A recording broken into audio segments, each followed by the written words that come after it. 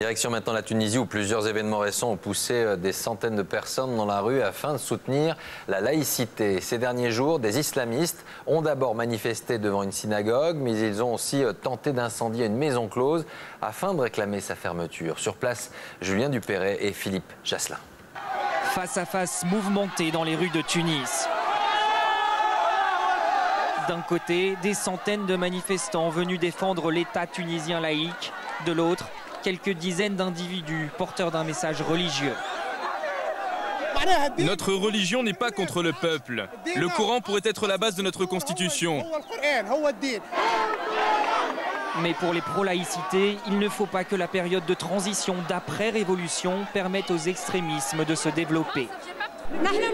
Nous sommes musulmans, mais nous voulons garder un régime laïque. Hier, à la fin d'une manifestation islamiste, des hommes ont tenté de mettre le feu à cette rue du vieux Tunis, celle des maisons closes. Cette prostituée nous montre les pierres qu'on lui a jetées.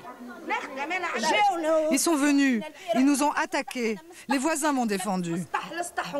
À l'intérieur, les prostituées ne comprennent pas ceux qui veulent leur interdire de travailler, alors qu'elles le font depuis des années avec des autorisations officielles. Mon fils, il veut faire des études, il veut vivre comme ses amis. Alors moi, je suis bien obligée de faire ce boulot. Des attaques contre les maisons closes condamnées par toute la classe politique tunisienne, y compris par ce dirigeant du parti Ennahda qui s'inspire des valeurs de l'islam. Demandons à notre peuple trop de vigilance pour ne pas répéter ces actes, premièrement, et pour ne pas détourner la révolution de ses principes. Pas d'amalgame, c'est aussi l'opinion de nombreux Tunisiens. Pour eux, chacun a le droit de s'exprimer aujourd'hui, mais sans gâcher les acquis de la révolution. Et puis autre rassemblement aujourd'hui devant l'ambassade de France. Ils étaient plusieurs milliers venus réclamer le départ du nouvel ambassadeur fraîchement nommé depuis la chute du président Ben Ali.